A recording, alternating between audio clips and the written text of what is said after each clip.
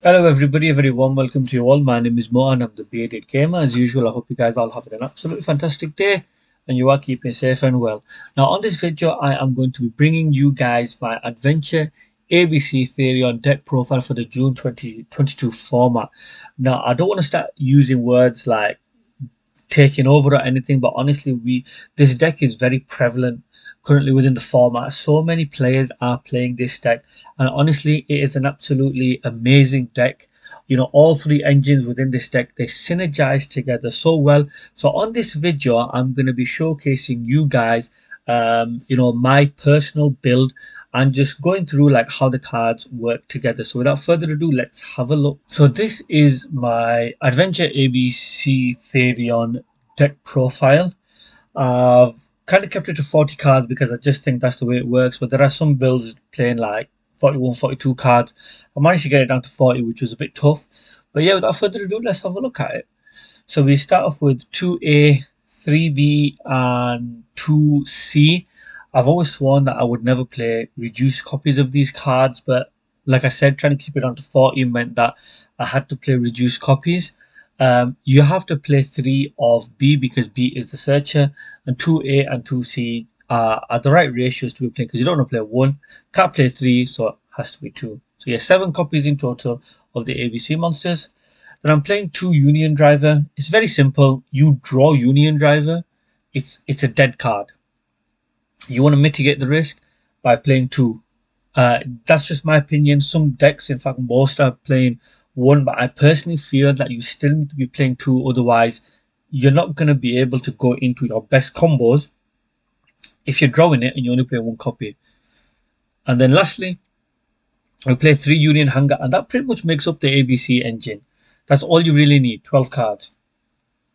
Now moving on, we have the Therion package, 2 Regulus, and 3 Disc Coliseum. You have to be playing 3 of the field spell because it is the searcher, and you only play 2 of King Regulus. Now the reason for this is because if you open up multiple copies, your hand can be bricky. You only ever want to see 1 of this in the hand, because using like Disc Coliseum, you can just like add it back to your hand through Disc Coliseum's effect. So 2 is the right ratio. So you want to play 2 of this and 3 of this. So like a small 5 card Therion package. And then I'm playing 3 Ash. I had space for 1 hand trap. Has to be Ash. Most versatile hand trap in the game. Most versatile hand trap that we've ever had in Yu-Gi-Oh! In my opinion. And hits every deck because every deck searches. Every deck special summons from the deck, and pretty much most decks also Foolish Burial. So yeah, playing Ash just felt like the right decision. Now, moving on to the Brave engine, I don't think this needs any explanation whatsoever.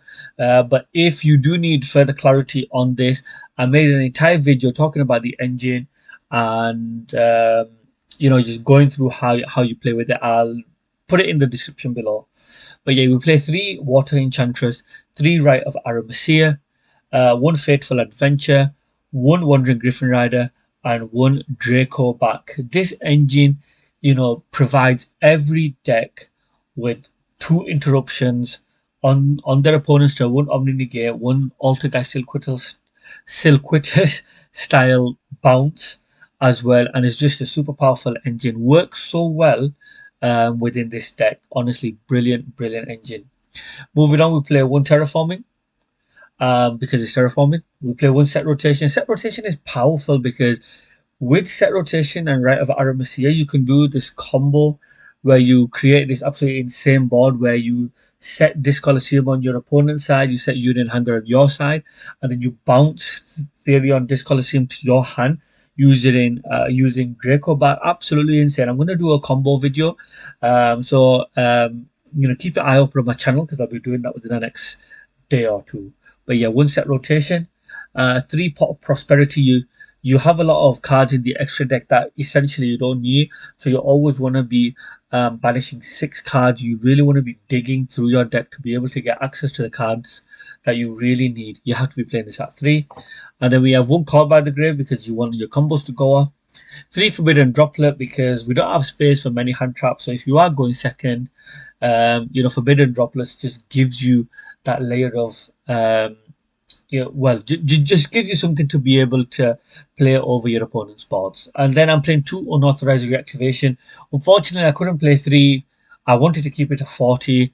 Unauthorized reactivation is a powerful card because if you don't see Union Hanger and you see unauthorized reactivation and a piece, maybe like another card, you can combo off. So honestly, I do think that it deserves its place within this deck because there are honestly some builds that I've seen on YouTube where people aren't playing it, but I do think that it's better in the deck than not. And that's pretty much it for card main deck. Let's look at the extra deck now.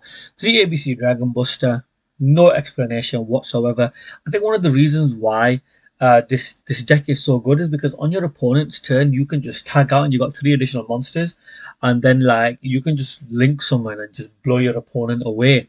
And Dimensional Barrier does not hurt this deck whatsoever. Obviously, people are playing it for the branded Despia. It hits Sword Soul as well.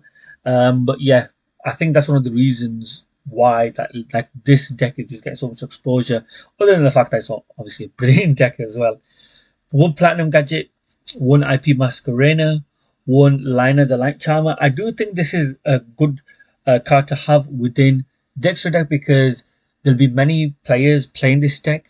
So you're probably going to be in a mirror match, and taking one of your opponent's pieces just means that they may not be able to go into Dragon Buster, and also like you might even be able to take a Dragon Buster from the graveyard. And let's also not forget, like for example, if you're playing against Sword Soul Tenyi, I believe Sword Soul Shishao, I think, is the synchro monster, is a light as well, so you can take them. So a really good card to have. Cerberus and Phoenix are just toolbox cards that I put into this deck. And then Nightmare Unicorn just works well with IP Masquerade, just to be able to bounce something on your opponent's turn. Access code talk to OTK. Tag out ABC Dragon Buster on your opponent's turn. All of a sudden, you've got 3 monsters that you can use, in addition to the other monsters that you'll have on your field as well to be able to go into Access code talk. A really powerful card. Appaloosa again works really well with IP Masquerade to summon itself on your opponent's turn. Underworld Goddess.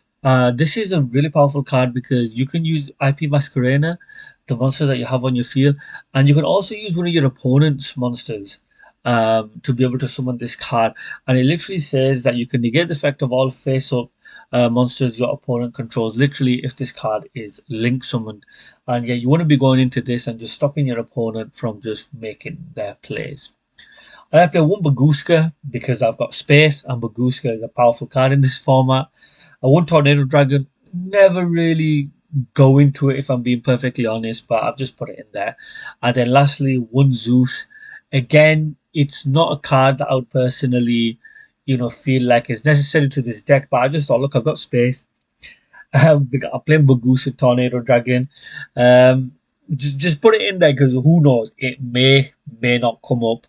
And yeah, that's pretty much it for the extra deck. Obviously, um, there are a number of cards that you need within the extra deck, and the rest of it you don't really need. So Banish of Prosperity. So really think about the 6 cards that you're getting rid of. Obviously, there's going to be 9 other cards left that you're definitely going to need to be able to combo off. So use that bit of information because obviously I'm assuming most of you won't be playing Zeus or Tornado Dragon or even maybe Maguska whatsoever. So think about other cards that you may be able to put into this deck. And that is pretty much it. So I'm going to be doing another video where I go through 3 combos. So keep your eye open for that. But that's pretty much it from me. If you've enjoyed the video, please hit the like button. Please hit the subscribe button. Share with your friends as well. And if you've got any comments, opinions, please do put them down in the comment section below. Thank you very much for watching. I'll see you on the next video.